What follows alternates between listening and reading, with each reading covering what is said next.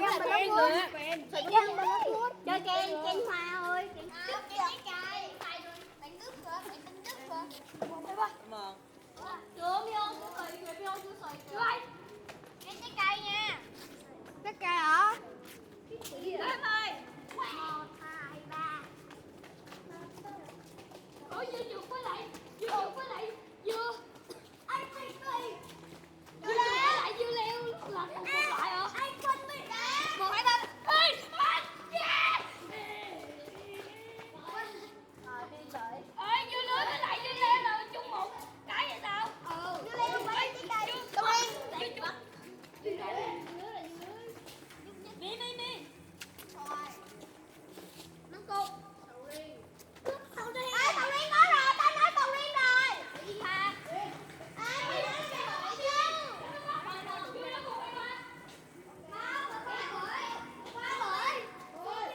Tại vì nó nói là sầu riêng trong pin nó quen rồi. Ăn cái nước chua không ai ăn được. Nè, có em ăn được. Ăn vào buổi tối ngon, ăn này chung với cơm đỡ mặn mới ngon hơn. Ăn miếng vậy thôi chứ ngon. Ý nó mặn á anh, này em mua 70. Nè mà hai này nó kêu dở mình xin ăn. Đây em ăn này nè. Nào. Dở không? Trời ơi đổ.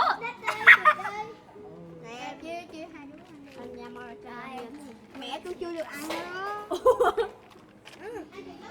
Trời ơi chứ ông của đâu vậy? Tôi mua tao mayo đó. Thằng đẹp có chuyện. Thằng năm lớp 5 á. Tao ở trong trường. Hồi bữa đó tôi đang đi chơi, tự nhiên đâu ra, tôi vui quá, tôi phóng cái cặp bay vô phát vô anh lớp 8, xong không biết xin lỗi, ném cái cặp chạy lẹ, xong lát nữa đi làm đổ nước ngọt, lát nữa đổ nước ngọt xong phải đổ đồ ăn thì ăn luôn. Hồi lớp 5 á. Ê lại đây. Ê bót rồi. Dạ rồi. Để chơi cho vui nói gì đâu. Dạ rồi. Tụi nó giận rồi. Giận á, tao không biết chưa. Tao nói giỡn.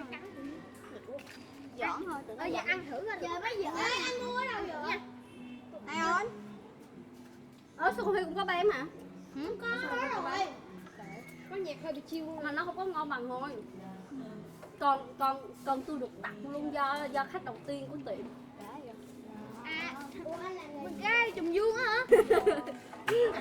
Hồi nãy ăn thử không biết. Ê ăn miếng nữa đi, để vô nhà đi chứ cái này hơi mắc rồi. ok vậy Ok mỗi đứa một miếng. Giờ ăn thử nguyên cái miếng này hả? Xin ai chưa? Cái miếng ơi. biết rồi Trời xin miếng rồi không có nhiều lắm đâu. Đây xé cho. bạn ơi. Đây là giống như cái phô mai mozzarella. Mà nó kêu là cứng cứng. Bạn ơi cho em miếng đi. Đó chị đều hết rồi đó. Bạn ơi mình cho bạn 10.000. Không. Ngu mới đưa. Ngon quá. cái này hồi nó bể Chơi ken không?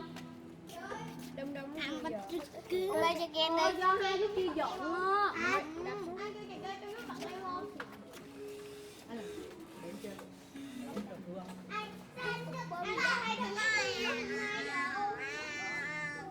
Rồi.